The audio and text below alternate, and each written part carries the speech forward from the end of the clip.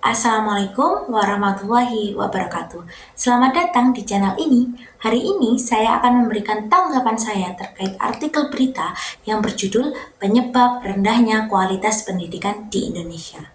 Mari kita simak bersama dan berdiskusi mengenai isu yang cukup penting ini. Rendahnya kualitas pendidikan di Indonesia merupakan masalah yang serius dan perlu untuk segera diatasi. Kualitas pendidikan di Indonesia masih menjadi permasalahan yang belum terselesaikan hingga saat ini. Hal ini dibuktikan dengan berbagai data dan penelitian yang menunjukkan bahwa kualitas pendidikan di Indonesia masih jauh tertinggal dari negara-negara lain. Seperti hasil survei pada tahun 2022, skor literasi membaca PISA Indonesia mencapai 359 poin, berkurang 12 poin dibanding tahun 2018. Dan data UNESCO yang menunjukkan bahwa Indonesia menempati peringkat ke 109 dari 189 negara dalam hal Indeks Pengembangan Manusia atau HDI. Berdasarkan artikel berita tersebut, ada beberapa faktor yang menyebabkan rendahnya kualitas pendidikan di Indonesia. Antara lain yaitu, pertama, minimnya sarana dan prasarana pendidikan. Hal ini terutama terjadi di daerah-daerah terpencil dan tertinggal. Kedua, rendahnya kualitas guru. Hal ini disebabkan oleh berbagai faktor, seperti pendidikan guru yang kurang memadai, sertifikasi guru yang masih belum memenuhi standar, dan yang terakhir gaji guru yang masih rendah. Ketiga, kurikulum yang kurang relevan dengan kebutuhan. Kurikulum pendidikan di Indonesia masih terlalu berorientasi pada konten dan hafalan, sehingga kurang mampu mengembangkan keterampilan dan kreativitas siswa. Dan yang terakhir adalah pendidikan yang tidak merata.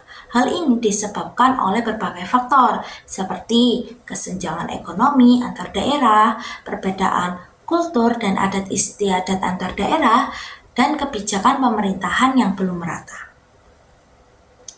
Dalam sistem pendidikan, guru merupakan ujung tombak pendidikan. Oleh karena itu, peningkatan kualitas guru merupakan salah satu kunci utama untuk meningkatkan kualitas pendidikan. Berikut adalah beberapa rekomendasi untuk guru dalam menyikapi permasalahan rendahnya kualitas pendidikan di Indonesia. Yang pertama, melanjutkan pendidikan ke jenjang yang lebih tinggi. Hal ini meningkatkan kompetensi guru dalam bidang keilmuan dan pedagogi. Yang kedua, meningkatkan kompetensi melalui berbagai pelatihan dan seminar. Pelatihan dan seminar dapat memberikan pengetahuan dan keterampilan baru yang dapat diterapkan dalam proses pembelajaran. Dan yang ketiga merupakan mengembangkan kreativitas dan inovasi dalam proses pembelajaran. Guru perlu mengembangkan metode pembelajaran yang menarik dan efektif agar siswa dapat belajar dengan lebih optimal. Dan yang keempat, meningkatkan motivasi dan semangat mengajar. Guru perlu untuk memiliki motivasi dan semangat yang tinggi untuk mengajar agar dapat memberikan yang terbaik bagi siswa. Yang kedua merupakan rekomendasi untuk sekolah. Sekolah merupakan tempat berlangsungnya proses pembelajaran. Oleh karena itu, sekolah juga memiliki peran penting dalam meningkatkan kualitas pendidikan di Indonesia. Berikut adalah beberapa rekomendasi untuk sekolah dalam menyikapi permasalahan rendahnya kualitas pendidikan di Indonesia. Yang pertama, meningkatkan sarana dan prasarana pendidikan. Hal ini dapat dilakukan dengan mengajukan bantuan kepada pemerintah atau pihak swasta. Yang kedua, meningkatkan kompetensi guru. Sekolah dapat memberikan pelatihan atau seminar bagi guru untuk meningkatkan kompetensinya. Yang ketiga, menciptakan lingkungan belajar yang kondusif. Lingkungan belajar yang kondusif akan mendukung proses pembelajaran yang efektif pula. Dan yang keempat, mengembangkan manajemen sekolah yang profesional. Manajemen sekolah yang profesional akan dapat mengelola sekolah secara efektif dan efisien.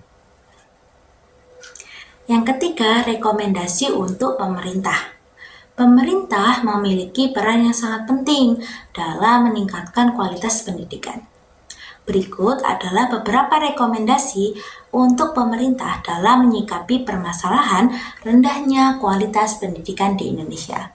Yang pertama, meningkatkan anggaran pendidikan. Anggaran pendidikan yang memadai akan dapat digunakan untuk meningkatkan sarana maupun prasarana pendidikan. Kemudian meningkatkan kompetensi guru dan mengembangkan kurikulum pendidikan. Yang kedua, melakukan reformasi pendidikan. Reformasi pendidikan perlu dilakukan untuk memperbaiki sistem pendidikan yang ada. Dan yang ketiga, melakukan pengawasan dan evaluasi terhadap pelaksanaan pendidikan. Pengawasan dan evaluasi diperlukan untuk memastikan bahwa pendidikan berjalan sesuai dengan tujuan yang diharapkan. Dan yang terakhir, rekomendasi untuk masyarakat. Masyarakat juga memiliki peran penting dalam meningkatkan kualitas pendidikan.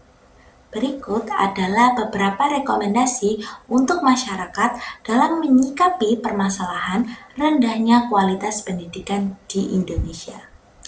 Yang pertama, mendukung upaya pemerintah dalam meningkatkan kualitas pendidikan. Masyarakat dapat memberikan dukungan kepada pemerintah baik secara moral maupun material. Yang kedua, menciptakan lingkungan yang kondusif bagi pendidikan. Masyarakat perlu memberikan dukungan kepada sekolah dan guru dalam menjalankan tugasnya. Yang ketiga, meningkatkan kesadaran akan pentingnya pendidikan.